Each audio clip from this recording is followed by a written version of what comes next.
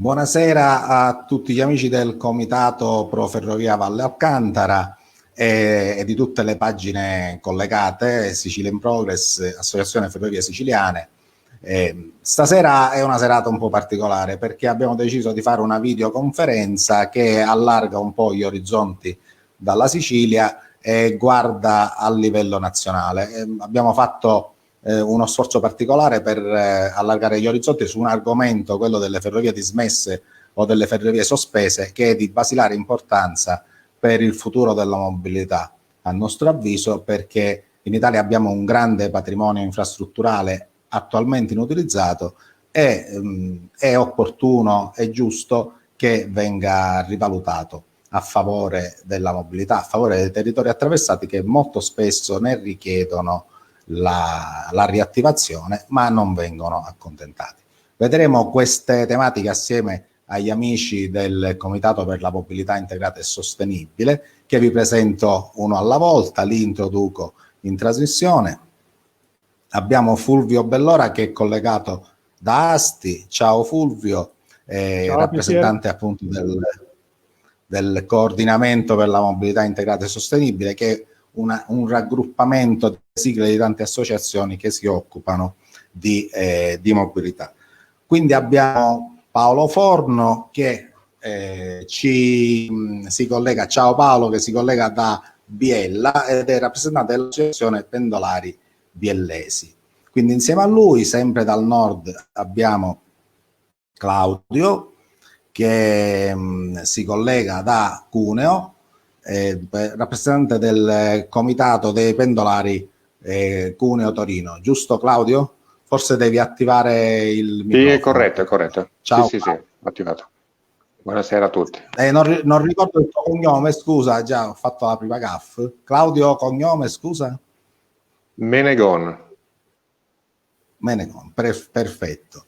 E quindi per concludere abbiamo, per dovere di ospitalità, ho dato la precedenza ai nostri amici collegati dal nord, abbiamo Giovanni Russo, presidente del Comitato Pro Ferrovia Valle Alcantara, nonché dell'Associazione Ferrovie Siciliane, collegato da Messina. Ciao Giovanni. Ciao Roberto, buonasera a tutti. Buonasera a te. Allora, cominciamo una conversazione per scambiarci un po' le nostre opinioni, le nostre esperienze su questo tema che ci sta tanto a cuore.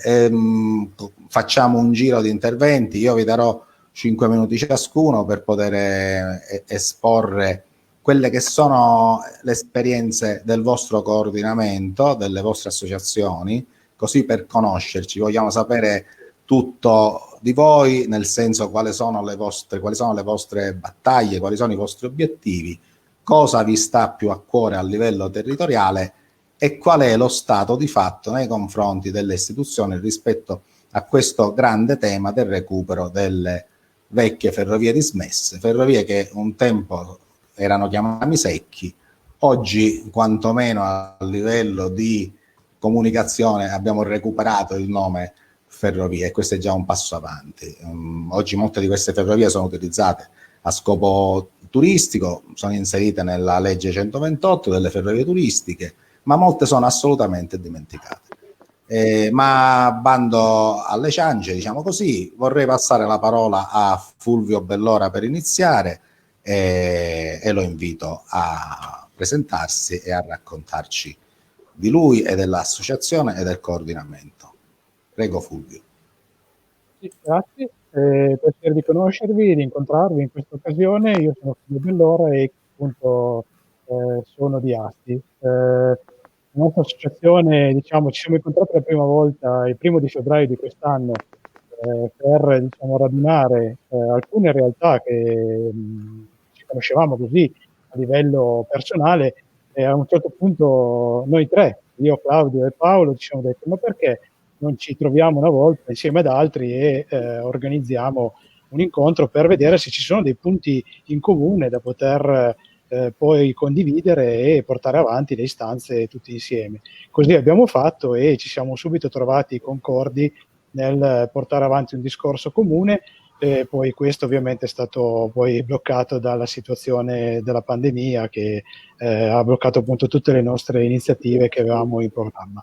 E nonostante ciò abbiamo comunque fatto alcuni interventi a difesa delle nostre tratte, in particolar modo sulla Alessandria Castagnole Lanze, dove era prevista era così in programma la costruzione di una pista ciclabile sui binari. Abbiamo fatto alcune iniziative in questo senso per sollecitare i sindaci della zona a desistere da questo intervento. Quello che è la prerogativa del gruppo appunto è la difesa in primo luogo del servizio attuale, che consideriamo in pericolo anche quello, e in più anche come sviluppo futuro la riattivazione graduale delle linee attualmente sospese. Per quanto riguarda la situazione di Asti dove vivo, contiamo dal 2012 3 se non 4 linee sospese, e vi parlo della Asti Chivasso, della Asti Casale Mortara, della Asti Alba e della Alessandria Castagnole Lanze, che appunto in parte interessa il territorio astigiano. E da allora tutto si è fermato e se non per un intervento della Fondazione FS nella persona dell'ingegner Cantamessa, che hanno provveduto a riattivare parte della Asti Alba e della Castagnole Alessandria a scopi turistici, storico-turistici. Avremmo i roghi praticamente ovunque, con un sperpero di patrimonio pubblico per noi inqualificabile. Ecco. Quindi noi vorremmo rivedere quello che era la rete di collegamenti che avevamo in Piemonte fino a 20 o 30 anni fa, dove ci si poteva spostare da un punto all'altro della regione tranquillamente utilizzando il treno e in abbinamento anche l'autobus, cosa che attualmente non è possibile. Troviamo difficoltà anche, a parte i collegamenti tra Asti e Torino, che sono abbastanza capillari con un cadenzamento orario dei collegamenti, quindi su quello sicuramente non possiamo lamentarci, però ad esempio nei collegamenti con il Tirreno e l'Adriatico soffriamo molto per carenza di contatti di collegamenti diretti, e così come i collegamenti per Milano sono alquanto spezzettati. Questa è la situazione di Asti. Ne avremo un gran bisogno perché la nostra provincia, come quasi tutta la Valpadana, soffre di un inquinamento ormai oltre i limiti costante, e quindi di un trasporto pubblico locale efficiente, integrato e al servizio vero del cittadino ne avremmo alquanto bisogno. Partiamo però appunto da una situazione molto delicata e molto da riprendere in mano, soprattutto con la popolazione, per una di nuovo sensibilizzazione ad avvicinarsi al trasporto pubblico locale, perché comunque appunto con la sospensione delle tratte che ho citato e altre in Piemonte, le persone si sono disabituate a prendere il treno o prendere l'autobus, anche se sostitutivo, ma comunque non l'hanno preso così in maniera frequente come accedevano al trasporto ferroviario. Quindi hanno diciamo, prediletto il trasporto privato con i mezzi privati, con aumento appunto del traffico, dell'inquinamento, di quanto sappiamo bene comporti questa situazione. Questo è un po' il disegno, diciamo, della mia provincia, della mia città. Lascio la parola agli altri per le altre zone. Sì, vediamo cosa ha da dirci Claudio per quanto riguarda la zona di Cuneo, poi passiamo a Paolo e a Giovanni. Prego Claudio. Allora, per quello che riguarda la zona di Cuneo, vabbè, il mio comitato è nato un po' di anni fa, circa 2013, inizialmente per dare informazione, dire la verità, a vari pendolari in maniera che si potesse accedere in maniera un po' più agevolata a informazioni che magari arrivavano da più fonti, tipo, che ne so, Trenitalia, piuttosto che giornali, comunque quotidiani e quant'altro. Da lì poi si era costituito un comitato, perché oltre a dare informazione ovviamente c'erano le varie problematiche legate alle problematiche dei pendolari, quindi i vari ritardi, necessità, che ne so, di carrozze calde, fredde, oppure, che ne so, soppressioni, rimborsi vari e quant'altro. E quindi niente, mi sono preso questo onere di cercare di dare più informazioni possibili a vari, diciamo, ai pendolari della linea, per quelli che si sono poi iscritti sia inizialmente tramite mailing list e poi tramite Facebook. Quindi c'è un gruppo tramite che è abbastanza, insomma, con un certo numero, adesso siamo oltre i 650. Le problematiche, vabbè, sono sulla nostra linea, sono varie, ma ovviamente comuni con il resto praticamente della rete regionale, ed è per questo motivo che, appunto, come diceva prima Fulvio, ci siamo a un certo punto incontrati per trovare delle soluzioni e fare un fronte comune verso le istituzioni, quindi i comuni in primis, e verso la regione, verso Trenitalia, verso RFI nel caso, poiché se il singolo può avere, diciamo, una possibilità di farsi ascoltare, un gruppo lo ha ancora con maggior peso, ma un coordinamento a livello regionale riteniamo che lo abbia ancora di più, e quindi appunto ci siamo uniti in questo sforzo per cercare di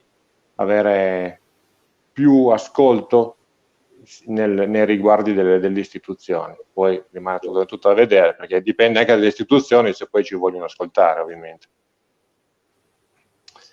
Però l'unione fa la forza.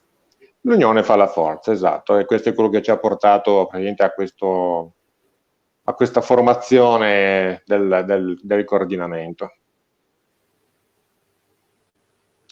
Bene. Poi, vabbè, allora, prego, Claudio, dimmi se non è finito. No, vabbè, le problematiche della nostra zona erano state colpite un po' come tutta quanta la regione dal 2012 in poi, con la sospensione di varie tratte, tra cui, non so, la Cuneo-Mondovì, piuttosto che la Cuneo-Saluzzo, la Saluzzo-Savigliano. In tutto sono state poi una dozzina, 12-14 linee che sono state sospese. Alcune purtroppo sono state un po' più sfortunate, perché sono state poi colpite anche da alluvioni, ricordo tipo se non ricordo male, la Ceva Ormea, che praticamente è stata abbastanza mal ridotta in una delle alluvioni che c'era stata nel 2000, se non ricordo male, o giù di lì.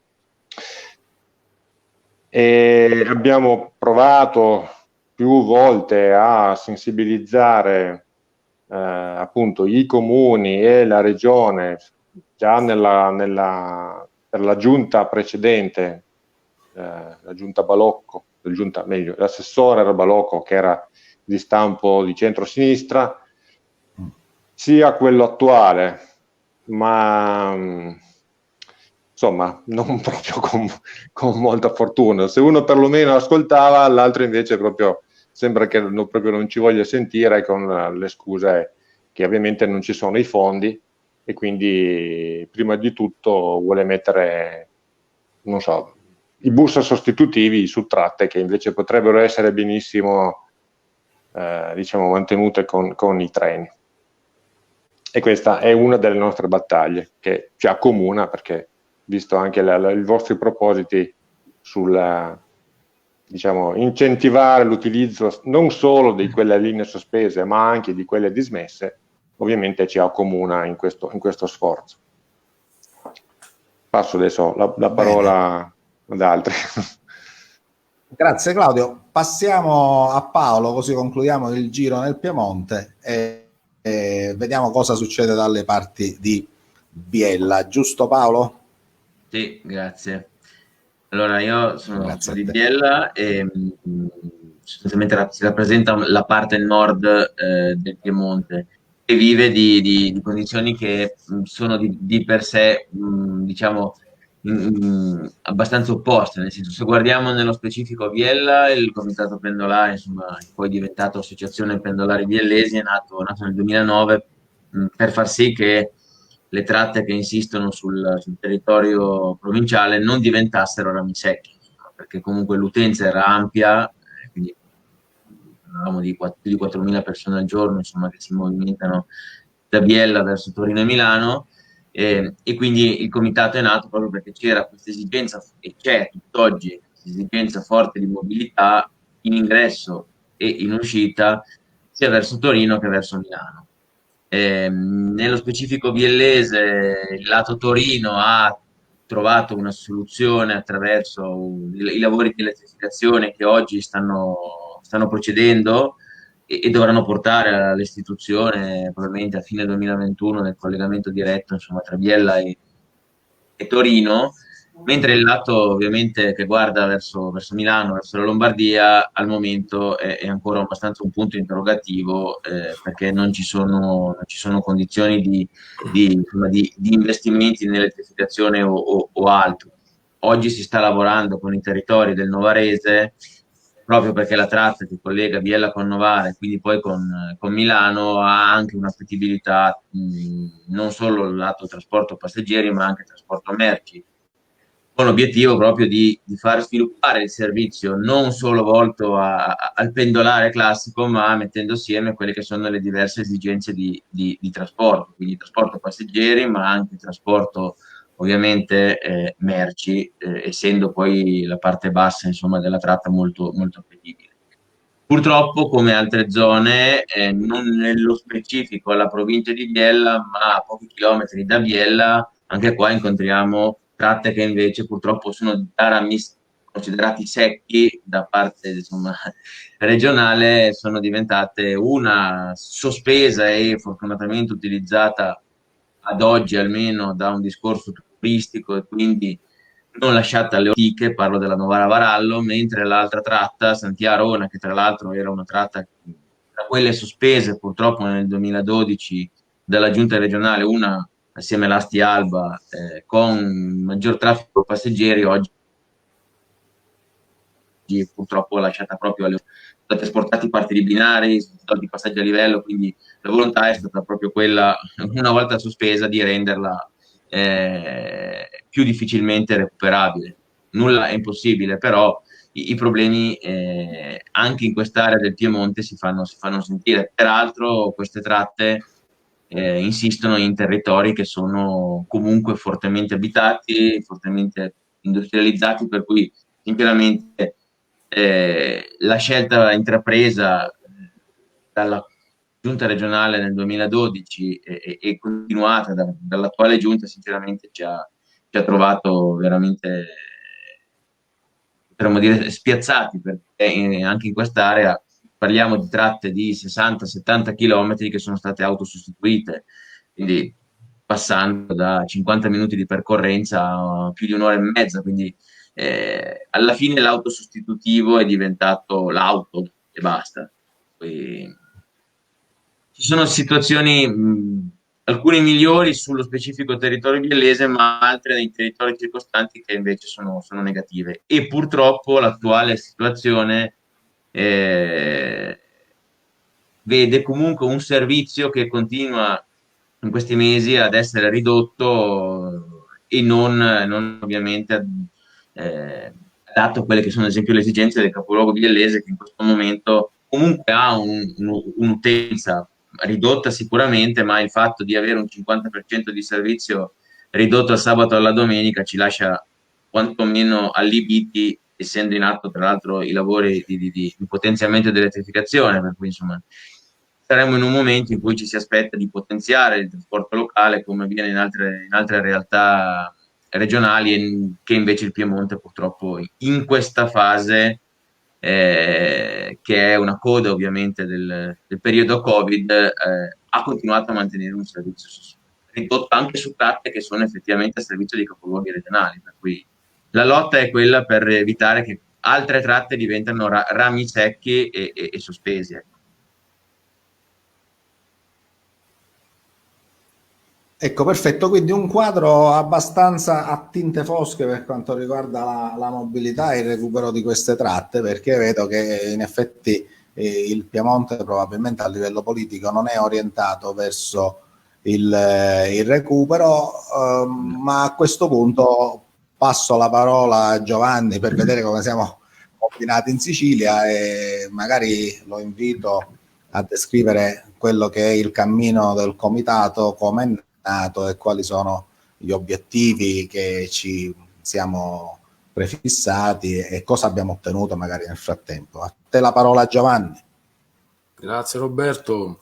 Beh, il comitato, come giustamente tu sai, adesso lo illustro anche ai nostri cari amici, nasce dalla volontà dell'Associazione Ferrovie Siciliane e di Sicilia in Progress di unire le forze affinché, come dire, si riuscisse a tutelare la stazione di Taormina Giardini in virtù del raddoppio della linea ferroviaria Messina-Catania e soprattutto, diciamo, di spingere le amministrazioni e la politica regionale e nazionale alla riattivazione ai fini commerciali della ferrovia Alcantara-Andazzo, unendo questa infrastruttura a quelli che sono i contesti di mobilità ferroviaria dell'area metropolitana sia di Messina che di Catania. Quindi noi ci siamo già attivati come così da tantissimi anni, possiamo tranquillamente dire anche abbondantemente da un decennio, e poi attraverso quello che è stata l'attività fatta della conferenza fatta a Giardini Naxos nel 2017, poi ci siamo attivati in modo ancora più incisivo, non solamente a seguire quelli che erano i fatti legati all'attenzione all'infrastruttura, quindi mi riferisco sempre alla ferrovia Alcantara-Andazzo, ma a quello che era veramente, diciamo così, ad un'attività più incisiva, proprio con attività, diciamo, di attività politica proprio con le amministrazioni, di coordinamento con la regione e anche a livello nazionale con i ministeri. Oggi, caro Roberto, come sai, la Sicilia, come dire, ha un gap infrastrutturale, credo che sia ormai come dire così, noto a tutta Italia, non credo che ci sia bisogno che lo descriva io. Chiaramente possiamo benissimo dire che da qualche anno abbiamo delle linee interrotte per dei crolli di ponti, e poi, come dire così, con queste piccole, come così, scusanti, la linea rimane sospesa e non si sa per quanto. La Caltagirone-Gela, per esempio, o la Palermo-Trapani sono dei casi emblematici chiusi già tantissimi anni. Quindi, come dire, alle problematiche del Piemonte chiaramente ci sono le problematiche di altri centri come così, provinciali della Sicilia, che ovviamente già, oltre a essere periferici perché siamo in un'isola, sono doppiamente periferici perché sono addirittura isolati, diciamo, ferroviariamente parlando. E quindi, come dire così, il gap infrastrutturale rispetto al Piemonte, che conosco benissimo quello che sono i contesti ferroviari del Piemonte, perché la mia ultima visita da quelle parti risale esattamente al novembre del 2019, quindi molto molto recentemente. Io amo tantissimo quella regione, amo tantissimo la città di Torino, come dire, sono delle realtà che conosco Asti, conosco Novara, conosco insomma tutto quello che sono, ecco, questa zona qui. Come dire, sicuramente ci sono delle somiglianze tra le due realtà, la Sicilia e quelle del Piemonte. Però ecco, ascoltando un po' quello che sono state ovviamente le dichiarazioni dei nostri amici, io trovo un po' delle incongruenze con quello che, io non so se loro sono a conoscenza di cosa ha scritto un'associazione di Randazzo, in questo caso l'associazione Ferrovia Valle Alcantara Randazzo, che il 22 ottobre scorso, proprio leggo testualmente, dicevano, hanno scritto nella loro pagina social: le amministrazioni comunali del Piemonte si danno da fare per convertire in turistiche linee non più funzionali al trasporto pubblico locale. Quindi, come dire, io poi attraverso questa dichiarazione, perché sai, mi piace sempre un po' informarmi, caro Roberto, e andare a vedere un po' se realmente queste affermazioni, perché sono affermazioni, come dire così, che hanno un certo peso, fermo restando, come dire così, chi la scrive che non ha lo stesso peso, e sono andato a vedere realmente cosa c'è a livello, diciamo, mediatico nei giornali online, diciamo, del Piemonte.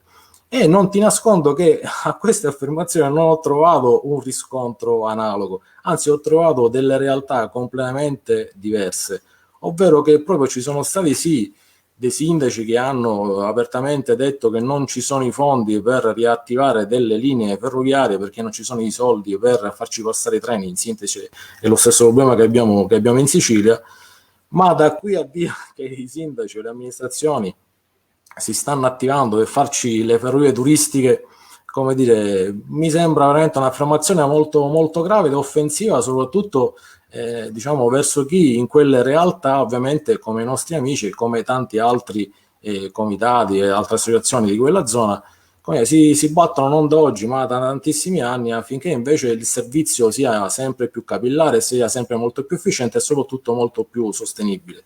E quindi come dire, me ne dispiace questa cosa qua perché non capisco il nesso di dare una fake news, perché di questo si tratta e chiunque può andare a verificarla perché basta andare a digitare news Torino, insomma, o di altre città delle province piemontesi, può tranquillamente vedere che la realtà non è così. Ci sono sì delle difficoltà praticamente a riattivare delle infrastrutture ferroviarie, alcune come dire così con altri espedienti si stanno un attimino, come dire così, ripulendo, insomma, cercando di mantenere in vita senza farla, diciamo così, avvolgere dai rovi e da altre cose. Però, ecco, da qui a dire che gli amministratori si stanno attivando per farci le ferrovie turistiche, come dire così, tanto le ferrovie turistiche costano sempre risorse, è importante, come dire così, non è che tu una ferrovia turistica la apri e come il giocattolino Lima ci fa passare il treno una tanto come finisce lì, costa sempre risorse come sappiamo benissimo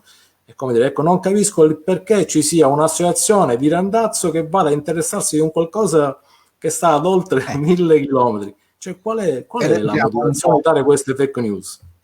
Entriamo un po' nel vivo della situazione. Fulvio, volevi darci qualche informazione al proposito? Questa è una tematica un po', volevo spiegare anche agli amici, è un punto un po' critico della situazione, perché noi con il Comitato Pro Ferrovia Valle Alcantara, proponendo il ripristino commerciale della linea sulla base anche di uno studio di fattibilità che ho redatto personalmente per l'Associazione Ferrovie Siciliane quando ancora non c'era il comitato, appunto che sancisce la possibilità anche di fattibilità tecnico-economica, ci siamo ritrovati, non ci siamo ritrovati a fianco un'associazione che opera nella zona e che vuole però un ripristino soltanto per finalità turistiche, cioè esclusivamente per finalità turistiche. Quindi mentre ci sono le possibilità per restituire questa linea ai territori,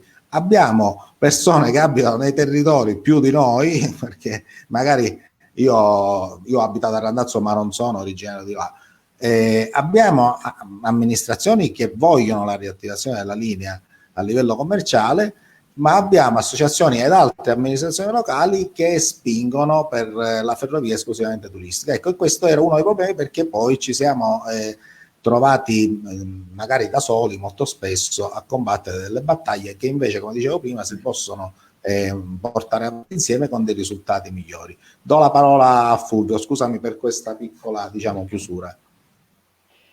No, mi veniva da ridere perché avevo letto anch'io quel commento dell'associazione lì locale sulla Alessandria Cavaler Maggiore e ho detto ma come mai, chi è che si interessa?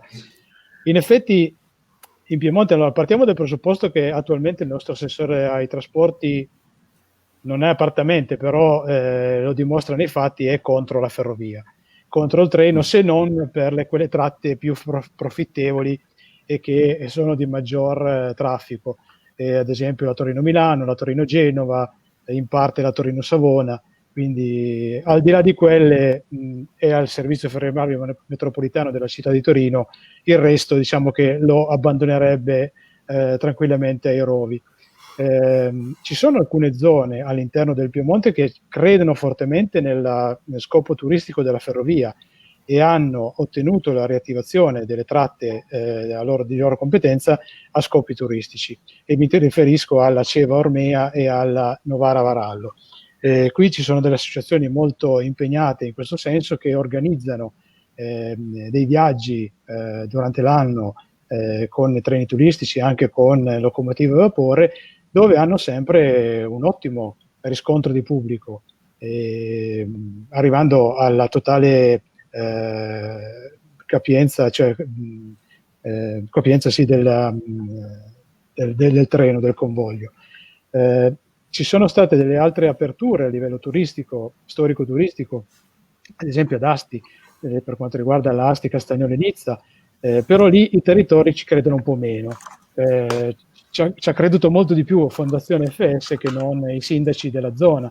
Quindi abbiamo anche un problema di coinvolgere le amministrazioni locali nell'organizzare manifestazioni che siano propedeutiche al treno storico quando giunge sui territori. Quindi stiamo vivendo, insomma, un periodo molto particolare che non ci immaginavamo di vivere, però purtroppo la situazione è questa. Quando c'è quotidianamente una promozione di convertire in piste ciclabili le tratte ferroviarie attualmente sospese, l'ultima è la Asti-Chivasso, con proposizione di ricoprire i binari con dei pannelli plastica, gomma riciclata per poterci far passare le biciclette. Quindi che noi ovviamente non riteniamo opportuno e controproducente, perché soddisferebbe la esigenza di pochi per un breve periodo dell'anno, lasciando tutto il resto così all'approssimazione. Mentre invece noi crediamo fortemente che il connubio treno, bici, bus potrebbe essere la soluzione vincente, soprattutto in quelle zone che ho citato, l'Asti Cavallermaggiore, l'Asti Castagnolo Lanzi Nizza, l'Asti Chivasso, hanno dei paesaggi collinari molto attraenti dal punto di vista turistico e con dei percorsi che si potrebbero recuperare in campagna, facendo una sorta di strade bianche come hanno in Toscana, così con integrato quindi bici e treno, con i convogli che possono con un cadenzamento orario quindi soddisfare le esigenze dei pendolari, sottraendo del traffico privato alle strade, quindi restituendo un pochino più di tranquillità anche dal punto di vista della pericolosità delle strade e dei sinistri stradali, perché abbiamo, ricordo, gli obiettivi di riduzione dei sinistri stradali e dell'inquinamento molto stringenti che noi non stiamo rispettando, e quindi con questo connubio treno bici e perché no bus e anche mezzo privato con delle stazioni intermedie di interscambio che permettano appunto di lasciare la macchina o di caricare la bici sul treno e di giungere al capoluogo per andare a fare le compere, per andare a fare tutto quello che bisogna fare, a lavorare, tutto quello che bisogna fare. E anche in un'ottica turistica questo, e infatti in questo noi citiamo molto spesso la Val Venosta, no? Con la nota ferroviaria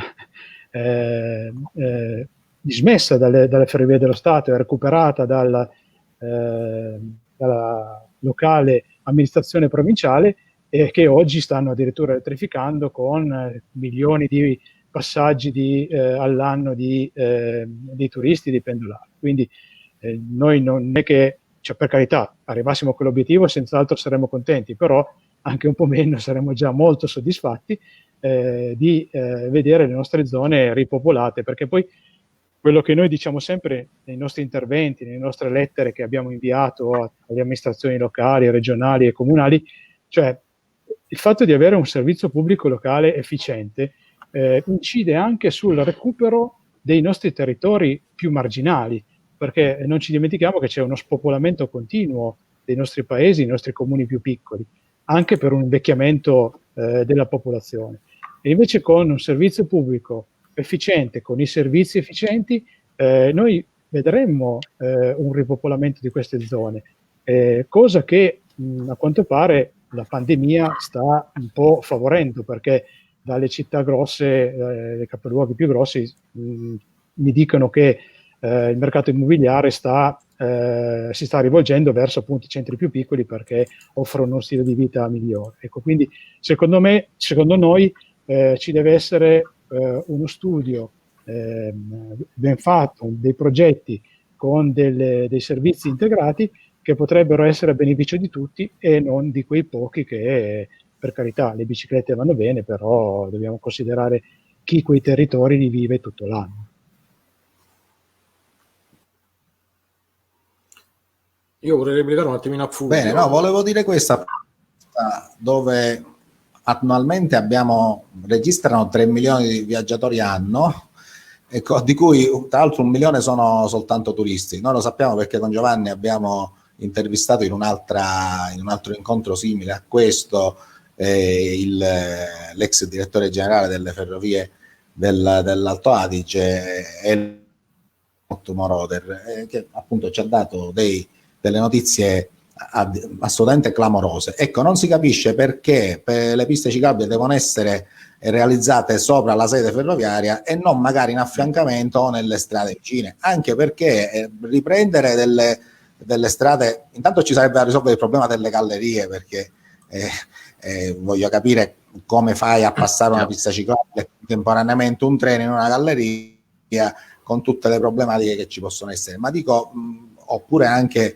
nei viadotti, insomma nelle opere d'arte, ma dico, credo che nel territorio si trovino anche dei percorsi anche sulle sedi stradali esistenti che magari in determinati punti possono essere interscambiati con delle fermate alle ferrovie e realizzare quell'interscambio che magari può consentire di fare un tratto in bicicletta e un tratto sul treno, proprio come a Via Venosta. Infatti quell'esperienza ha avuto dei risultati che io da trasportista definirei addirittura clamorosi, perché se non li avessi sentito dalla viva voce di colui che è stato l'artefice di questo enorme risultato, francamente non ci avrei creduto, ve lo dico con tutta tranquillità. Questo è importante, quello che dicevi tu per quanto riguarda il recupero di territori che sono attualmente isolati, e se ne è parlato recentemente in un altro convegno online che è stato fatto, dove molti degli intervenuti hanno proprio ribadito questo fatto. Ferrovie come la Sulmona Carpinone, per esempio, utilizzata adesso a scopi turistici, in realtà potrebbe diventare un asse fondamentale centrale, un asse appenninico centrale per i collegamenti e per la mobilità di tutti i giorni. Tra l'altro faccio presente che qualcuno di voi diceva nella zona di Biella, lo diceva Paolo poc'anzi, molte linee possono essere recuperate per il trasporto merci. Accidenti, è vero. Noi ci siamo confrontati con gli amici della Eboli Calitri, che è una linea, una breve tratta di 30 km tra Campania e Basilicata, che potrebbe divenire, insieme alla Avellino, Rocchetta, Foggia, un corridoio che collega il Tirreno con l'Adriatico, con enormi ricadute per quanto riguarda il traffico merci, perché sul Tirreno abbiamo Gioia Tauro, che è un porto con grandissimo sviluppo per quanto riguarda le merci del Mediterraneo, ma sull'Adriatico abbiamo il migliore corridoio per le merci, che è quello che è capace di far passare i famosi iCube, i container più grandi. Quindi, così come succede per altre linee, poco fa parlavate della Ceva Ormea, importantissima per passare dall'area padana all'area dei porti liguri, vi posso assicurare che se ne sta parlando in maniera molto seria in questo senso. Ecco, volevo passare la parola a qualcun altro se aveva qualcosa da aggiungere su questo aspetto, cioè sul recupero di queste linee al trasporto effettivo, oltre che all'ipotesi delle piste ciclabili o a quella dei treni storici, dove io farei una distinzione fra treni storici e treni turistici.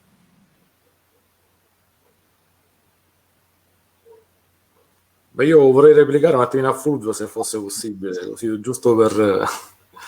Dicevo che allacciandomi a quella nota, proprio io il 23 ottobre scorso nel blog dell'Associazione Ferrovie Siciliane ho scritto un articolo appunto sulla ferrovia Alessandria Cavallermaggiore, proprio evidenziando il fatto che non è un'anomalia che si facciano dei treni, come dire così, con rotabili d'epoca, ma è un'anomalia che venga mantenuta in vita una ferrovia con i costi che ne deriva del mantenimento di una ferrovia, per farci passare un treno a settimana, un treno al mese, o anche se fosse un treno al giorno, come dire, non giustifica che questi treni siano di altra natura e non siano i treni per, diciamo così, per il servizio locale, per il servizio regionale.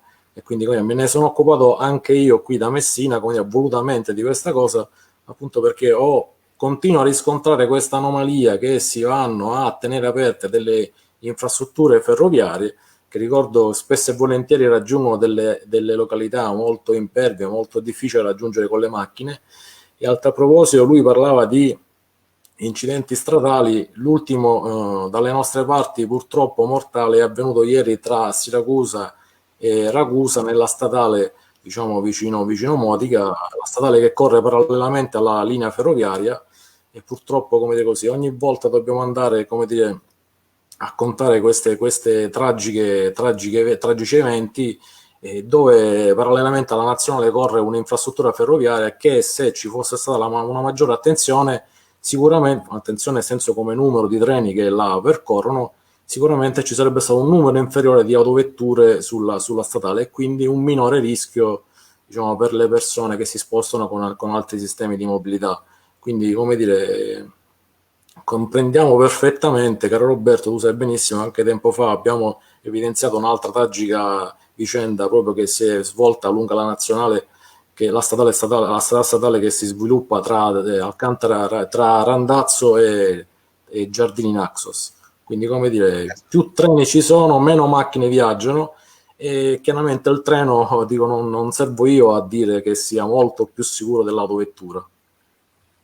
Non solo, andare a ripristinare una ferrovia dismessa non intacca il territorio, perché la ferrovia c'è e si è storicizzata. Noi parliamo mediamente di ferrovie che hanno un secolo, ferrovie che sono state realizzate normalmente tra la fine dell'Ottocento e la Seconda Guerra Mondiale, più o meno, perché poi altre ferrovie che successivamente sono state dismesse non ne ricordo. Per cui sono elementi ormai del territorio. Se devi andare invece a realizzare una nuova viabilità, per esempio sulla Valle dell'Alcantara, noi l'abbiamo detto diverse volte, diventa un problema serio, perché vai a stravolgere un territorio che invece è di grande valore ambientale, e quindi va assolutamente salvaguardato. Da questo punto di vista credo che anche nel Piemonte ci sia la stessa cosa. Poco fa lo diceva Fulvio, cioè la presenza di infrastrutture che praticamente sono inserite nel territorio e che possono essere assolutamente utilizzate meglio, in sostituzione della strada, che diventa un grosso problema dal punto di vista dell'inquinamento e dell'impatto ambientale. Tra l'altro volevo ricordare a tutti e a me stesso che ormai anche nelle linee non elettrificate ci sono ormai dei convogli che sapete che vanno a idrogeno, per cui l'impatto ambientale del treno è diventato nullo nei prossimi anni, proprio è a emissioni zero. Quindi è il modo migliore per poter muoversi all'interno di questi territori e farli uscire dall'isolamento. Quindi noi abbiamo due benefici in un solo colpo, direi anche tre, perché voglio anche ricordare che queste linee sono state costruite spendendo i soldi pubblici. Più noi non le utilizziamo, più questi investimenti sono investimenti perduti, e sono investimenti che sono stati fatti per il territorio, non certo per far viaggiare qualche treno al mese. Vorrei ricordare che se andiamo a vedere le ferrovie turistiche, noi vediamo che la maggior parte sono le ferrovie turistiche, quelle della legge 128 del 2017. La maggior parte non hanno un servizio neanche turistico, non è stato attivato. In Sicilia credo che abbiamo soltanto la Porto Empedocle a Vigento, che tra varie sospensioni, adesso c'è il Covid, ma normalmente fa pochissimi treni l'anno e basta. Delle 4 linee soltanto questa è la più corta. E a livello nazionale sul Mona Carpinone, Avellino, Rocchetta ogni tanto c'è qualche treno, in periodo no Covid parlo, non adesso che siamo in una situazione tutto particolare, però comunque viaggiamo sempre intorno a un treno al mese, 2 treni al mese. Quindi non mi sembra un modo ottimale per sfruttare questo patrimonio. Ecco, volevo capire anche da parte vostra, forse Paolo poco fa mi facevi cenno che volevi intervenire, prego. Sì, è una situazione per la quale diciamo che in Piemonte, cioè, la volontà è quella di avere su quelle tratte il trasporto locale. Dopodiché in questa fase diciamo che il fatto di averle utilizzate alcune con questa modalità dei treni a vapore è stata semplicemente una situazione che ha comunque permesso di non mandare veramente alle ortiche certe tratte che in condizioni diverse, e riporto l'esempio della Santiago-Rona non utilizzata, sono stati asportati i binari in tutti gli effetti, inconsci che non è quello, non solo quello l'obiettivo di quelle tratte, perché quelle tratte sono funzionali a fare un servizio di trasporto pubblico, tra l'altro un trasporto pubblico che è ovviamente più sicuro dell'autobus che corre paradossalmente sulla strada parallela. Si è fatto un mero discorso, e questo è stato fatto a livello ovviamente regionale, di costi. Al bus do un contributo di 1,50 euro, mentre al treno ha un costo maggiore, per cui la scelta almeno ad oggi è stata quella di mettere il bus il più possibile su tutte quelle tratte che non sono di, tra virgolette, da chi ha deciso questo, di interesse regionale, cioè che non collegano i capoluoghi, o piuttosto che non siano le tratte come quelle che venivano nominate poco tempo fa, cioè Torino-Milano piuttosto che Torino-Genova, che vengono considerate insomma, tratte principali. Quindi con la scelta veramente di passare da un servizio che era strutturato su una rete a sostanzialmente a dei servizi che sono Spero che non ci sia qualche delle piccole problema tratte nel che vengono collegate a collegamento. quelle principali. Per cui certamente non è il trasporto con i treni a vapore non è l'obiettivo finale. In questo momento è stato, almeno Linea, per la forse. situazione tipica piemontese, è stato la cosa che ha evitato che venissero trasportati i binari, perché purtroppo la situazione in Piemonte è addirittura a quel punto, cioè tratte non utilizzate uguale a sporti binari, che è una cosa folle. Si buttano via delle infrastrutture costruite 100 anni fa, e quindi veramente, è veramente poi dopo diventa molto più difficile riprendere il servizio su quelle tratte. Addirittura su alcune veramente con l'asportazione di 500-600 metri di binari non ci passano nemmeno più i treni per la manutenzione, per cui è questo l'approccio che è veramente folle a livello piemontese. Sì, Giovanni forse voleva aggiungere qualcosa. Noi abbiamo qualche esempio di binari asportati in Sicilia in tratte chiuse, addirittura di furti. Esatto, asportati anche dicevo, per altre finalità, insomma, nel frattempo che la linea è chiusa per sapere cosa bisogna fare, qualche buon tempone ha deciso di rubarsi chilometri e chilometri di ferrovie, di infrastruttura ferroviaria. Qualcuno è stato anche arrestato, qualcuno ha anche tentato di rubare chilometri di ferrovia anche in tratte, come dire così, aperte al servizio viaggiatori, grazie ovviamente alla stretta attenzione dei tecnici delle ferrovie italiane. Insomma, non è mai venuto meno, diciamo, la sicurezza per i treni e quindi per i viaggiatori. Però ecco, da noi sono sparite chilometri di linee ferroviarie, chilometri di rotaie, di scambi. Scusa, di Giovanni, qualche macchinista non trova la linea aerea nelle linee elettrificate? No, è successo anche nella zona di Termini Imerese, è successo più di una volta. Non abbiamo corrente, non c'è. Esatto. Comunque, io, Roberto, volevo evidenziare ai nostri amici, perché magari ecco, è bello l'occasione, diciamo, di un confronto con due realtà che sono distanti semplicemente per, diciamo così, per chi da chilometri, ma in realtà i problemi sono molto comuni.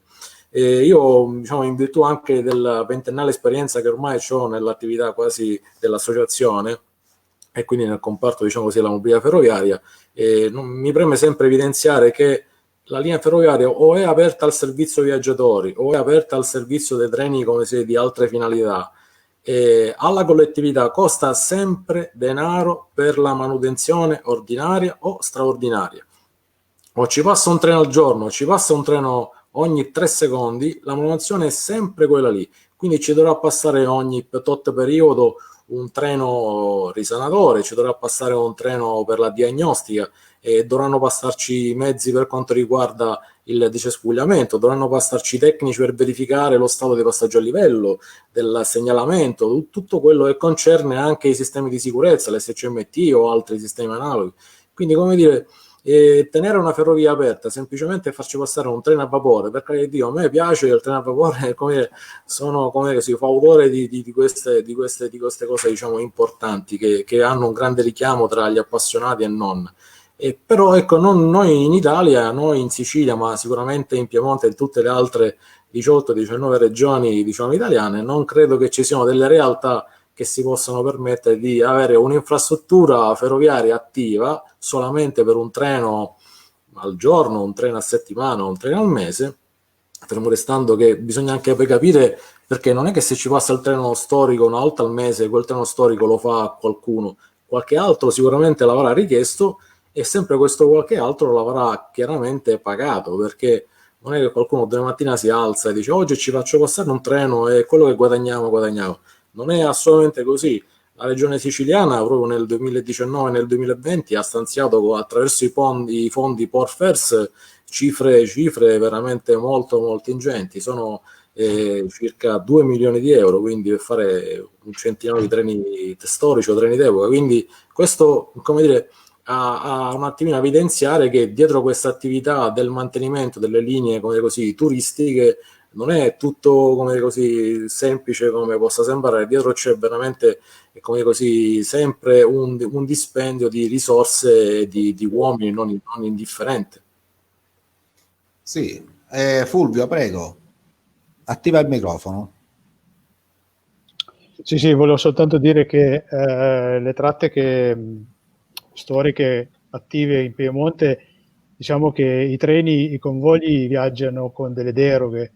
Infatti io parlo qui dell'Asti Castagnole, hanno delle limitazioni sulla velocità, e quindi perché non c'è sistema SCMT, e quindi viaggiano in deroga. Cito l'esempio dell'Asti Alba, che passa per Castagnole Lanzi, appunto, dove fino a, diciamo, l'altro ieri, parafrasando, ci è sempre detto che per riattivare quella tratta all'esercizio commerciale ci volevano dei fondi. Siamo partiti da 15 milioni di euro, adesso le ultime stime erano di 60 milioni di euro per la riattivazione, sempre mai però spiegando che nei 60 milioni di euro c'erano la completa elettrificazione della tratta, il ripristino della Galleria Gherzi, che si trova poco distante da Alba, che presenta delle carenze infrastrutturali da risolvere, e il completo ammodernamento della tratta nei 60 milioni di euro. Però non si diceva neanche che devono scarporare i lavori che sono stati già fatti per far passare il treno storico, circa 1,5 milioni. Quindi insomma, su questo però in questo Fondazione delle Ferrovie dello Stato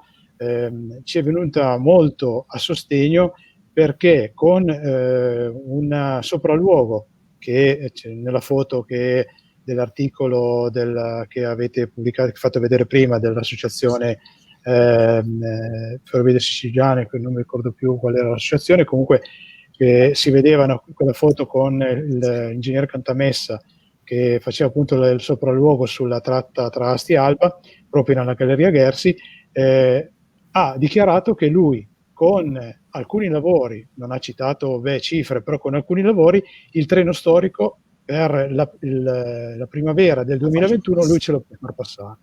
Quindi noi siamo rimasti lì basiti quando abbiamo letto e saputo queste notizie, perché appunto fino a ieri ci parlavano di cifre esorbitanti, adesso con dei lavori, diciamo, di qualche mese, e non so quanto ci vorrà, qualche milione, non lo so, possiamo far passare il treno storico. Sono due cose diverse, ok, però appunto ci siamo comunque attivati anche in quel senso a dire: ma signori, cosa ci avete raccontato fino adesso? C'è un futuro migliore, a quanto pare è possibile, anche con delle cifre non così esorbitanti come ci avevano sempre detto fino ad ora. Posso contando fare... che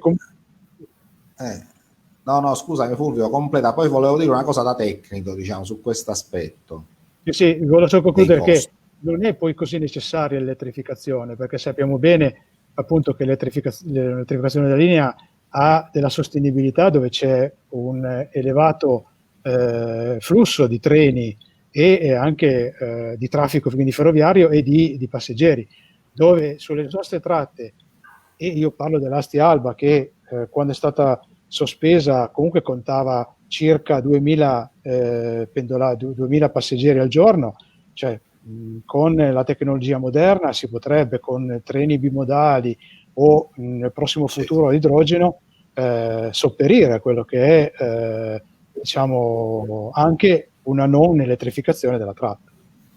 Prego. No, era interessante capire intanto quanti chilometri di elettrificazione facevano con questi 60 milioni di euro. Io non so quant'è la distanza su questa linea, Fulvio. Asti Alba All'incirca. sono una trentina di chilometri. Eh sì, ci sta. Comunque non è necessario andare, ecco, come dicevi tu, il treno storico passa con pochi milioni, se fa l'elettrificazione deve andare a spendere 60 milioni, perché queste sono più o meno le cifre per questo tipo di intervento. Ma perché fare l'elettrificazione? L'elettrificazione su linee a scarso, comunque a scarso traffico, non ti porta alcun beneficio né di capacità né di velocità dei convogli, perché alla fine siamo lì, convogli diesel con i convogli elettrici. Diciamo, l'elettrificazione si fa normalmente per un discorso di economia di scala dei sistemi, per cui il treno elettrico invece di far scendere i viaggiatori dal treno diesel al treno elettrico e viceversa, fai un'unica tratta e la puoi fare con un unico convoglio. Ecco, più o meno questo è e questo diventa economicamente conveniente anche per problemi di alimentazione e di costi della trazione, quando le linee sono molto utilizzate. Per linee che sono a scarso traffico, ecco, non è assolutamente necessario andare a fare l'elettrificazione. Certo che poi i costi aumentano, perché se mette l'elettrificazione è chiaro che tra treno storico e esercizio commerciale aumentano enormemente i costi. Volevo dire questo a proposito di questo discorso. È chiaro che il treno storico, se lo vai a inserire in una ferrovia che è chiusa da pochi mesi o da pochi anni, è un discorso. Se vuoi andarlo a ripristinare in una ferrovia che è chiusa da 25 anni, come succede per l'Alcantara-Randazzo, allora cosa devi fare? Non ti puoi sognare di andarlo a mettere nelle rotaie 35 uni che non hanno manutenzione da 25 anni, anche perché non trovi più, in alcuni punti non trovi più le rotaie, in alcuni punti non trovi più i raccordi con le traversine, in alcuni punti non trovi nemmeno le traversine, senza contare che in molti punti hai lo smottamento del rilevato, il manufatto, il ponte che non sai se ecco, e quindi se deve andare a riattivare una linea di questo tipo, riattivarla per il treno storico, riattivarla per il treno ordinario, ha esattamente gli stessi costi.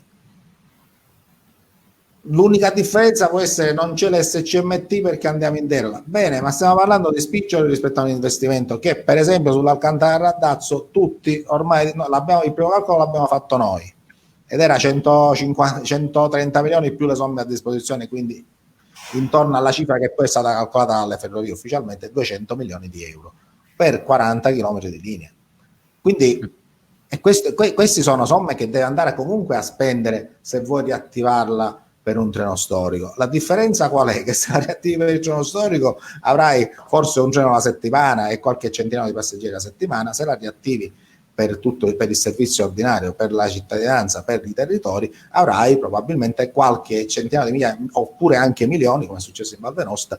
Mi accontenterei di un terzo anche 1 milione di passeggeri l'anno sarebbe un successo strepitoso. L'hanno registrato nel passante ferroviario di Palermo e Trenitalia ancora festeggia. Quindi parliamo di situazioni che poi bisogna andare a approfondire. Forse sì, allora la ferrovia turistica forse può avere un senso quando hai una ferrovia che è chiusa da pochi mesi. Allora in quel caso si può cominciare col treno turistico e poi attivare anche in prospettiva, se ci sono le condizioni, il trasporto commerciale, atteso che non capisco quale sia il problema di fare sia il trasporto commerciale magari durante la settimana, sia il centro storico a fine settimana. Questo è un altro di quei misteri. Scusa, forse c'era Paolo che voleva intervenire. Infatti è proprio quello, nel senso che sarebbe il massimo utilizzo possibile per quel tipo di infrastruttura. Con un'infrastruttura si ottiene un duplice servizio che probabilmente nei weekend è più utilizzato dal punto di vista turistico, mentre in settimana è più utilizzato sicuramente dal traffico passeggeri, invece di mandare le ortiche in infrastruttura. Certo. Claudio, volevi aggiungere qualcosa che hai ascoltato? Se attivi il microfono. Sì. Come la pensi? Metto in muto così non ci sono disturbi vari.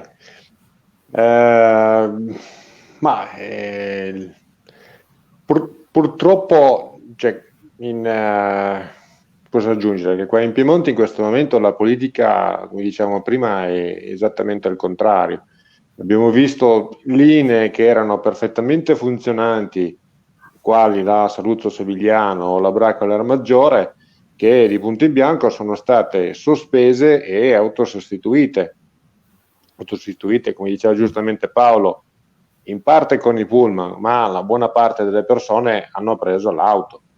Un altro esempio, la Cevo Ormea, che è vero che in alcuni ambiti è utilizzata come per i treni storici, ma tempo fa, che dovrebbe essere più tardi di un mese, 2 mesi fa, c'era la stessa popolazione che ne richiedeva invece l'attivazione per i pendolari, quindi per un trasporto regolare, commerciale. Ma c'è sempre l'opposizione da parte dell'assessore, in particolare, che dice no, quella tratta non verrà mai più ripristinata. E questo succede per la Cevo Ormea, succede per la Stia Alba, succede per tante altre linee.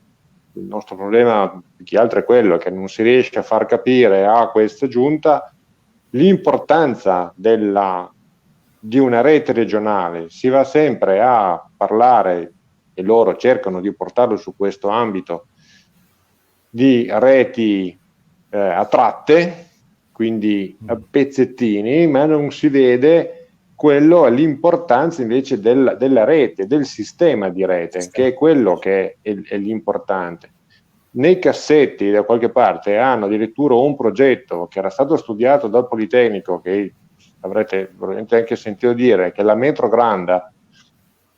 Era un progetto era un progetto molto interessante, da quello che ho potuto vedere, che voleva collegare praticamente tutte le varie zone, le 7 sorelle, diciamo così, della provincia di Cuneo, quindi Saluzzo, Sevigliano, Fossano, Mondovì, Cuneo, e qual era l'altro? Non so se mi ricordo, mi sono dimenticata qualcuna, ma è rimasta nel cassetto, quindi non c'è proprio la volontà di perseguire, diciamo, questo progetto, questo sistema di sviluppo della rete ferroviaria. Esatto. È molto interessante questo progetto, è molto interessante perché in effetti ragiona in termini di rete, che è l'approccio più sano che si può avere in questo tipo di infrastrutture, perché se l'infrastruttura la lasci isolata, non la lasci intercambiare con gli altri sistemi, è chiaro che poi non porti i viaggiatori nella rete. Questo è quello che probabilmente non si vuole capire. E devo dire che sono particolarmente colpito da questa situazione del Piemonte, cioè ha delle potenzialità il territorio enormi, sia dal punto di vista turistico, perché di fruizione ci sono le Langhe, sono territori meravigliosi, sia dal punto di vista di una grande vitalità economica e sociale, per cui la ferrovia veramente è un peccato che non sia sfruttata e sia recuperata per la mobilità. È veramente un peccato. Prego, prego. Cioè, facciamo fatica a promuovere quello che forse l'avevo già detto in un intervento precedente, il precedente incontro che abbiamo avuto, della ferrovia dalla Cuneo Nizza-Ventimiglia, che in questo momento è veramente importante per queste zone, perché è l'unico collegamento diciamo attivo, e neanche per tutta la tratta, perché purtroppo è stata coinvolta anche la ferrovia dall'ultimo disastro. L'alluvione. Esatto. Ma sebbene ultimamente, forse giusto oggi, ci sia stata una sorta di pubblicità da parte del presidente della regione, però non si vede questa volontà del vederla come una linea essenziale per quei territori, che deve essere potenziato. In questo momento ci sono 2 coppie di treni, ma 2 coppie non servono praticamente a niente. C'è una linea che praticamente collega Piemonte, Liguria e Francia, le zone della Francia. Sì. Ma non c'è questa... non riesco a spiegarmelo, sinceramente. Non c'è lungimiranza, come succede anche dalle nostre parti. C'è lungimiranza. Ma una domanda discreta: se qualcuno propone di trasformarla in ferrovia turistica, secondo voi politicamente ci sarebbe più attenzione o no? C'è forse questa tendenza, magari dice le chiudiamo al traffico ordinario e le facciamo diventare ferrovie turistiche? Ecco, è una mia piccola curiosità. Io spererei di no, a dire la verità, perché anzi, diciamo che alcuni dei comuni che sono su quella tratta avevano chiesto addirittura di potenziarlo con dei treni merci, magari anche piccoli se vuoi, però per poter, diciamo, potenziarlo con corse supplementari. In questo momento si potrebbe fare tranquillamente, anche perché corse di passeggeri ce ne sono poche, quindi si potrebbero inserire anche quelle commerciali e merci. È ovvio che la tratta non è che sia tecnicamente, non saprei dire, ci sono alcune difficoltà ovviamente, perché ovviamente non è elettrificata, ci sono vari viadotti, ci sono varie cose, però non è impossibile farlo, quindi basterebbe, diciamo, un minimo di piano di sviluppo e di investimento su questa tratta per poterla far ridiventare una tratta veramente importante, anche perché c'è da pensare che credo nei tempi della guerra, quindi credo nel 30, intorno degli anni 30, era una linea internazionale che portava da Nizza fino a Basilea. E lì c'erano coincidenze verso Berlino addirittura, quindi è vero che c'erano altre modalità, c'erano altre tempistiche e quant'altro, però è una linea di valico, mette in collegamento la costa con la zona interna, è una linea preziosa, perché è una delle poche che attraversa, alla fine se andiamo a vedere si possono contare nelle dita di una mano, una delle poche linee che attraversa l'arco alpino, perché qui siamo già nell'arco alpino.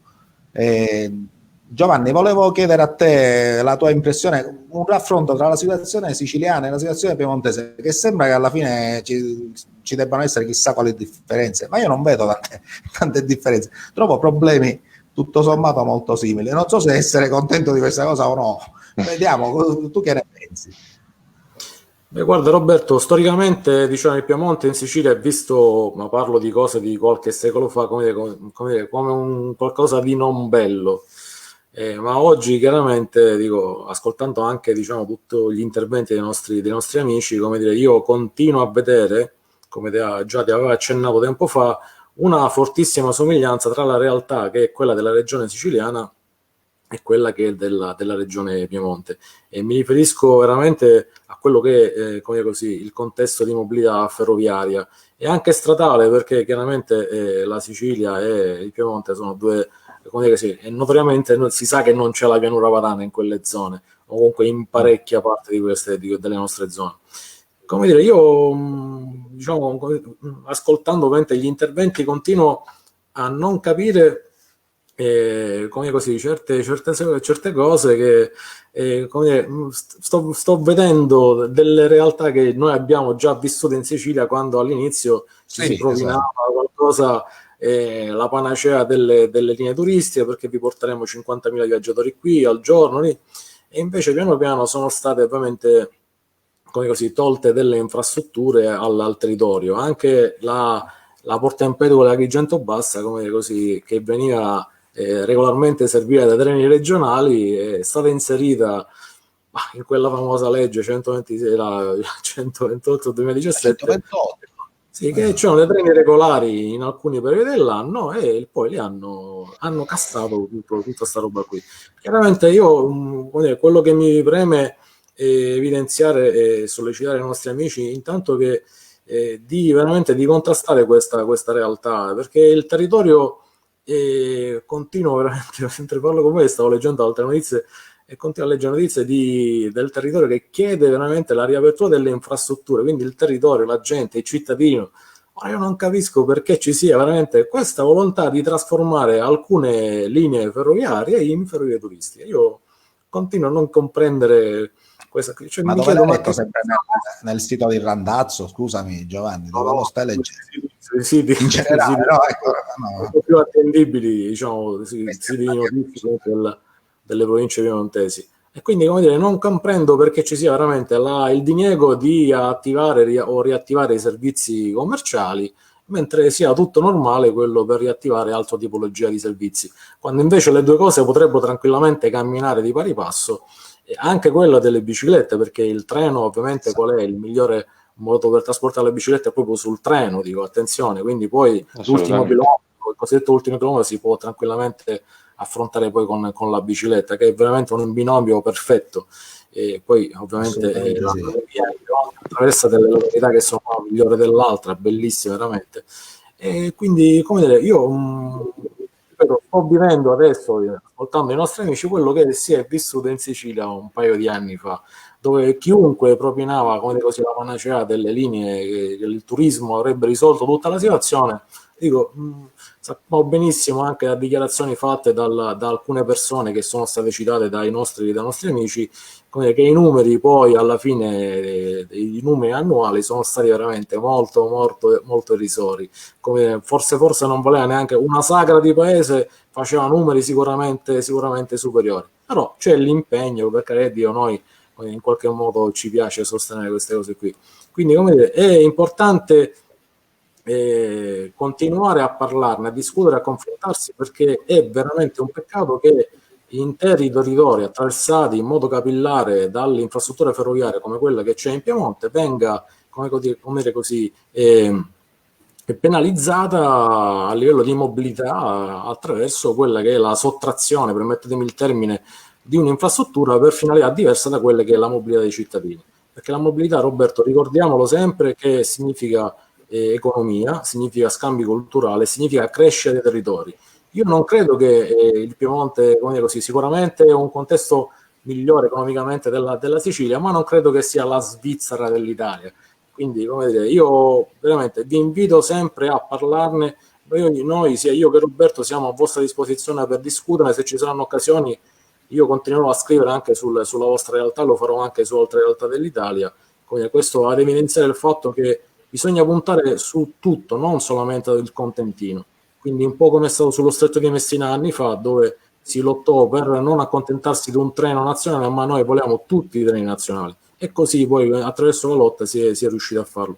Quindi vi invito veramente a fare veramente rete, a fare gruppo, perché altrimenti è un peccato che i territori vengano penalizzati, e quindi se si toglie un'infrastruttura è come chiudere un'autostrada o una strada, il territorio poi muore, e credo che non ci possiamo permettere, soprattutto in questo periodo particolare che stiamo vivendo con il discorso del Covid, di avere ulteriori, diciamo così, contesti negativi sia economici che anche sociali. Certo, credo che Fulvio voleva aggiungere qualcosa. Fulvio, a te la parola. Sì, guarda che non sono poi così il nostro amico ci dà un suggerimento sull'ultimo chilometro. Sì, Stefano ha un'ottima idea. Sì. No, volevo solo dire che non sono poi così tanti comuni o comunque enti locali che richiedono l'attivazione del servizio storico. Cioè, attenzione, purtroppo abbiamo delle resistenze anche in quello. Quindi partiamo da una situazione ben peggiore. Fortunatamente nell'ultimo mese abbiamo avuto un'ottima notizia dal comune di Bra, sì, scusa, del comune di Alba, dove il Consiglio Comunale all'unanimità ha votato a favore del ripristino commerciale della linea Asti-Alba, quindi essendo un centro molto forte, diciamo, dal punto di vista economico e anche politico, questo ci rincuora un po' nelle nostre proposizioni, perché avere Alba a favore della riattivazione della tratta è molto importante, perché molto probabilmente si porterà magari dietro anche altri sindaci dei comuni che si affacciano sulla linea, cosa che non era scontata, perché comunque Alba attualmente ha un'amministrazione comunale che è della stessa area politica dell'amministrazione regionale, che è di centrodestra. Nonostante ciò, appunto hanno votato all'unanimità per questa mozione, quindi per questo che sottolineo l'importanza di quanto è avvenuto ad Alba. Certo, questo è un altro tassello che possiamo mettere all'attivo. Credo che si possa, per concludere questa interessantissima serata dove ci siamo conosciuti e abbiamo scambiato tante esperienze comuni e abbiamo visto che alla fine tra sud e nord, tra profondo sud e profondo nord Italia ci sono molte più analogie di quelle che pensavamo. Questo ci fa, secondo me, ci deve far riflettere sulla necessità di fare fronte comune con gli obiettivi che devono essere quelli del ripristino di queste ferrovie, del ritorno delle ferrovie alla mobilità, una mobilità sostenibile, una mobilità che si inserisce nel paesaggio, una mobilità bellissima. Dispiace che la politica rimanga così assolutamente assente e così sorda a questa prospettiva, che è una prospettiva di lungimiranza. Non siamo più negli anni 70, non siamo più ai tempi dei rami secchi. La gente cambia idea, la gente non vuole andare più necessariamente in macchina come succede una volta, i ragazzi alcune volte non prendono più neanche la patente, mi consta per conoscenze personali, quindi è cambiato il mondo. È cambiato il mondo anche dal punto di vista del traffico merci. Abbiamo visto che molte di queste linee diventano utili non solo per il traffico passeggeri, ma addirittura per il traffico merci, una cosa che 20 anni fa nessuno avrebbe mai minimamente pensato. Quindi di fronte a questa prospettiva credo che possiamo essere più ottimisti e pensare a fare fronte comune, voi per quelle che sono le vostre situazioni e noi per le nostre. Quello che mi piacerebbe fare è, voi avete fatto un coordinamento regionale, perché no fare un coordinamento nazionale? Poco fa avevamo Matteo che ci ricordava la situazione della Fano Urbino, anche qui è una situazione paradossale, c'è chi vuole farla, stiamo parlando di una linea che collega alla rete ferroviaria un capoluogo di provincia, insomma. C'è chi la vuole fare diventare una pista ciclabile, c'è chi invece vuole farla diventare una ferrovia turistica, c'è chi invece vuole farla diventare una metropolitana. Dico, ma se si deve fare un investimento, facciamolo come si deve e creiamo un'infrastruttura per il trasporto universale di tutti, ecosostenibile e utile, in modo da far sì che si fa un investimento e c'è un ritorno economico. Il ritorno economico non deve essere quello che il trasporto ferroviario deve essere pagato con i soldi, con il ticket del passeggero. Questo praticamente non avviene mai, perché come sapete la normativa obbliga le regioni a rifondere per una certa percentuale il costo del trasporto, che non può essere tutto a carico del cittadino. Perché avviene questo? Perché il cittadino che prende il treno è un cittadino che inquina meno, e quindi che perde meno tempo, che non si riversa con la sua automobile ad ingrossare il traffico, e che quindi porta una serie di benefici indiretti che sono utilissimi per il benessere della vita comune. Quindi ripristinare le ferrovie è un obiettivo che non è soltanto un piacere nostro perché ci piace la ferrovia, ma è anche un obiettivo per rendere migliore la nostra società. Per concludere, un giro veloce, cominciamo da Claudio, da Paolo e poi Fulvio e Giovanni e ci salutiamo. Claudio, a te la parola. Parto io? Sì. Allora, il mio ultimo intervento voglio farlo un po' sfrontato, voglio farvi la richiesta. Visto che siete sostenitori del treno, non so se avrete visto il concorso del FAI, c'è proprio la ferrovia Cuneo-Nizza-Ventimiglia che è in lotta per essere ai primi posti, il primo posto adesso è al secondo, ma se la sta giocando veramente per pochi voti. Se per caso volete, se potete votarla. Già fatto. Se potete votare la Cuneo-Nizza. Lo faremo. Io l'ho già fatto. Tu l'hai fatto? Lo farò anche. Già fatto, bravissimo, grazie. Bene. Paolo Dicci, attiva il microfono. Paolo deve attivare il microfono.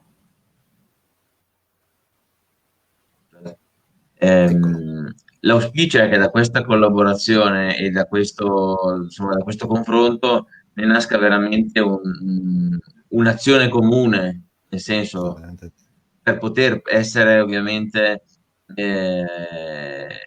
ancora più incisivi, ma anche a livello nazionale, perché molte di queste partite purtroppo, se lasciate alla gestione regionale, diventano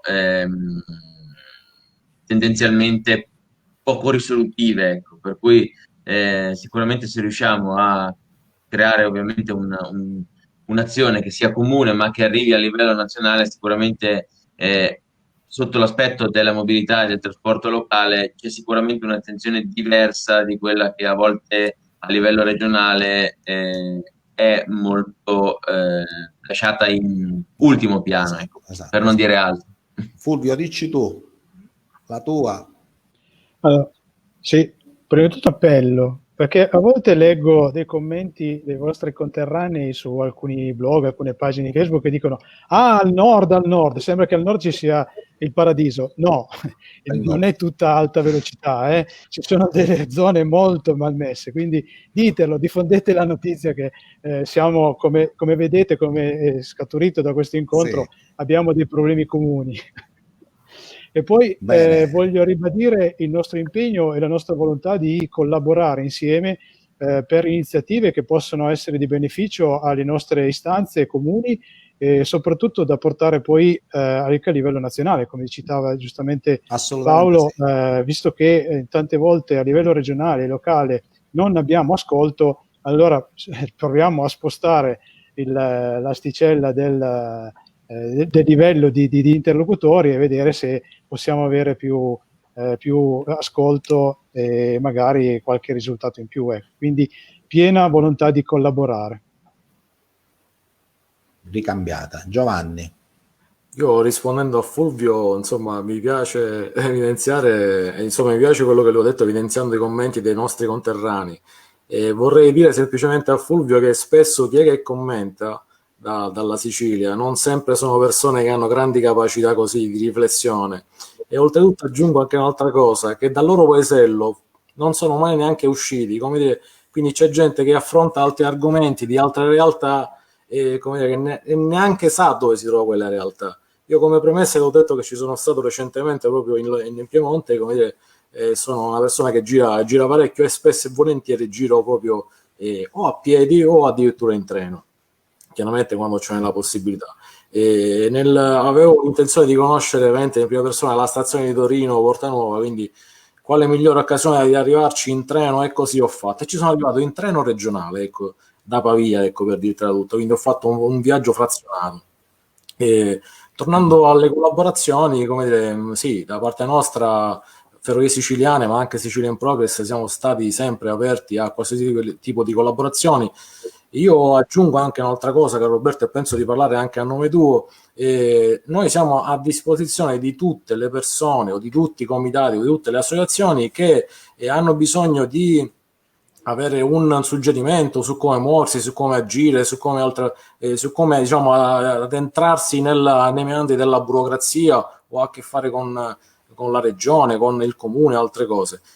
Da parte nostra il sostegno c'è e ci sarà sicuramente anche dopo. Avete visto benissimo che noi dell'Associazione Ferrovie Siciliane ci siamo interessati proprio della ferrovia dell'Alessandria Cavallermaggiore, appunto perché, come dire, ci è sembrato un po', come dire così, doveroso riconoscere e sollecitare al territorio che delle realtà, diciamo così, limitare una realtà ferroviaria a solamente un discorso, diciamo, prettamente turistico è appunto limitata, dico, e quindi bisogna aprirla invece per tutto. Non bisogna accontentarsi, perché tanto alla fine i soldi si spendono anche per mantenere quello. Quindi a questo punto facciamoci passare entrambi i treni, così tutti sono contenti, tutti hanno il loro servizio e ognuno poi, se si vuole divertire la domenica, si diverte, e gli altri giorni può andare a scuola, può andare al lavoro, può far muovere l'economia attraverso i treni regionali, che sono un'ottima alternativa per la mobilità ecosostenibile. Questo non dimentichiamolo mai.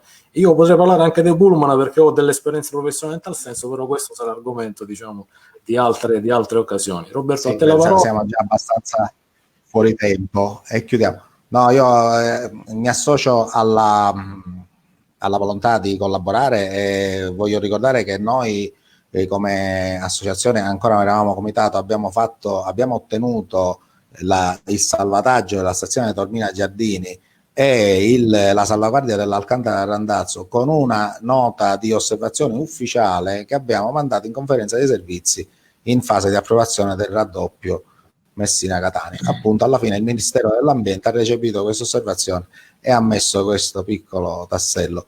Queste sono azioni che derivano da una conoscenza delle situazioni normative, di questo tipo di situazioni di cui mi sono occupato personalmente a livello professionale, quindi possiamo avere anche questo piccolo supporto di qualche quindicina d'anni di esperienza specificatamente nella pubblica amministrazione. Per il resto io sono disponibile, lo dicevo l'altra volta così informalmente, anche a redigere uno studio di fattibilità a titolo totalmente gratuito, non ha importanza, per qualsiasi possibilità lì, per quelle che sono le linee da recuperare, prendiamo i dati, possiamo prendere i dati demografici, possiamo prendere i dati di tipo socio-economico e fare uno studio analogo a quello che abbiamo fatto per la Alcantara Randazzo.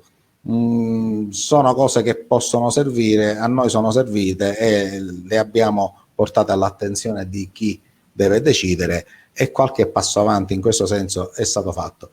Spero con questo di avere chiuso sicuramente in maniera felice questa bellissima serata. Io sono molto contento, sono soddisfatto anche del fatto che il sistema ha retto, non abbiamo avuto 5 collegamenti tutti insieme, temevo che crollasse all'improvviso, invece siamo ancora qua e questo è un altro fattore che ci fa essere ottimisti per il futuro e speriamo la prossima volta di fare oltre al fatto di chissà che finalmente potremo vederci tutti insieme, visto che siamo persone che si spostano, anch'io sono stato in Piemonte diverse volte per lavoro e non solo, conosco questa terra che è una terra bellissima in tutte le sue parti, ma magari la prossima videoconferenza chissà potremmo farla con gli amici della Fano Urbino che qui hanno mandato il loro messaggio, con gli amici della Siciliano